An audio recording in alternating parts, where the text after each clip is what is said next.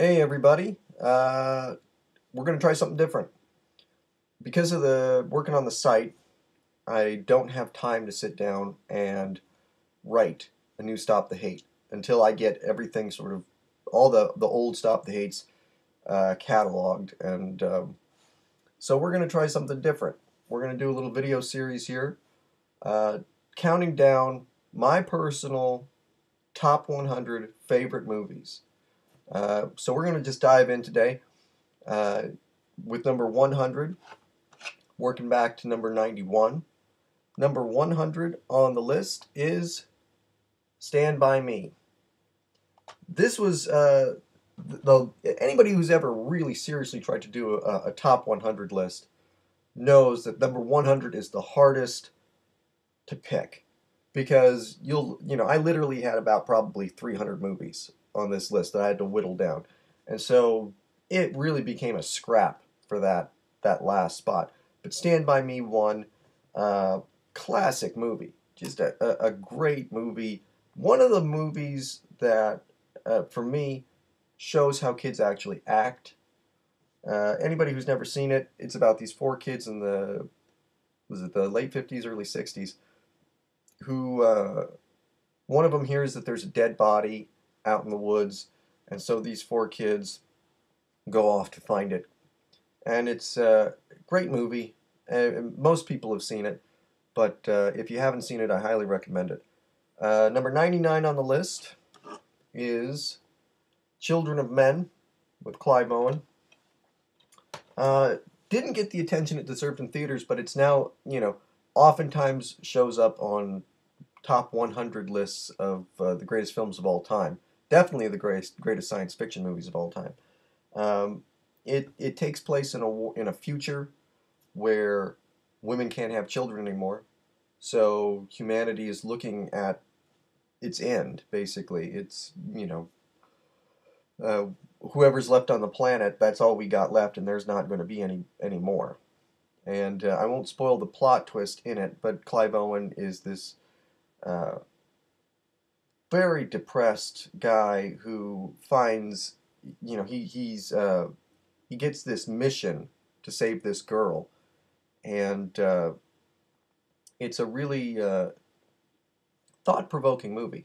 It's a very thought-provoking movie. It's what science fiction does best, and probably probably the best science fiction movie of the last decade, I'd say. Moving on now to number 98. Another more recent movie is Gran Torino, Clint Eastwood, and I didn't know what to think. Gran. I remember I saw the trailer for it. I didn't really care. I thought it's Clint Eastwood being Clint Eastwood, and I've seen that. But God, Gran Torino is awesome. I mean, that is maybe Clint Eastwood's best performance ever, and that's saying something too. And it's about a sort of a crotchety old racist who finds that he can contribute something to his neighborhood, which is made up of mostly Asian people.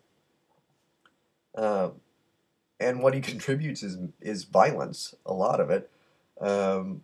Protecting them from gangs. It's a really, I mean, I can't do it justice. It really is one of those movies that if you haven't seen it, go out and rent it. Don't think that it's just like a senior citizen action movie. It's not. It's a really good movie. Moving on next, got a classic 90s thriller, Seven. Brad Pitt, Morgan Freeman. Um,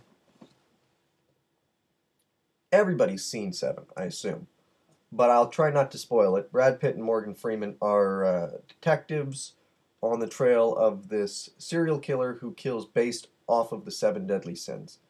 And it's a gruesome movie. It's maybe one of the more gruesome serial killer movies ever, but it's really it does more than just sort of gross you out. It's not a Saw movie. It's um, it does have really engaging performances from Brad Pitt and Morgan Freeman. Um, if you haven't seen it, highly recommend it. Not for the weak stomach, though. Now we're going to get into what might become a theme for the rest of this video, which is incredibly underrated movies. Some of which maybe you may not have never heard of. This one you probably haven't heard of. This is Bent. And Bent it came out before Clive Owen was a big star, and it deals with how homosexuals were treated in concentration camps, how they were actually really the lowest of the low in a concentration camp. And Clive Owen plays this gay nightclub owner who is rounded up, and he pretends to be Jewish because he doesn't want to be treated as a homosexual in the concentration camp. But he falls in love with a fellow prisoner, and it's just a break your heart kind of movie. It really is. Seek it out. Again, it's NC-17. There are some graphic sex scenes in it, but it's a really touching movie, and I really highly recommend it. We're going to take it down a notch. I'm going to be a little bit immature here now.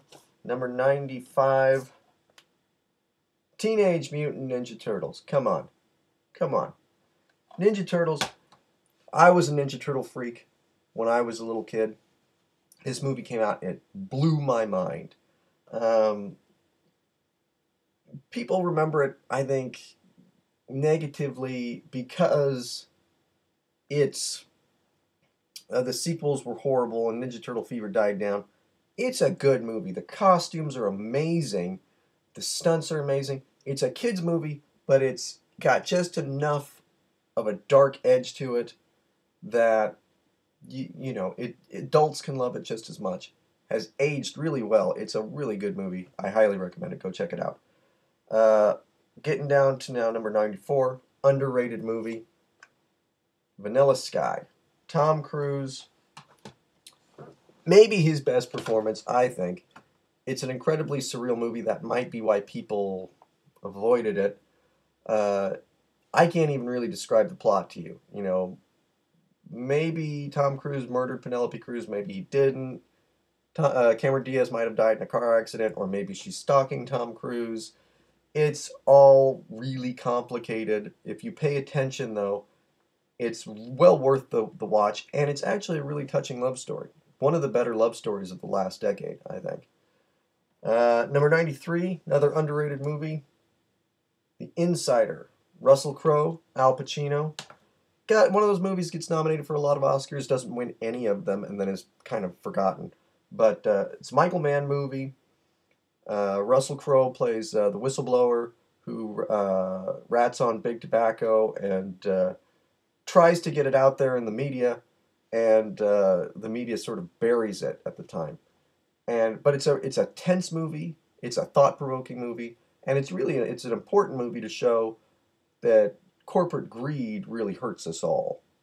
So, again, highly recommend it. Last two also underrated movies from the same year, Three Kings.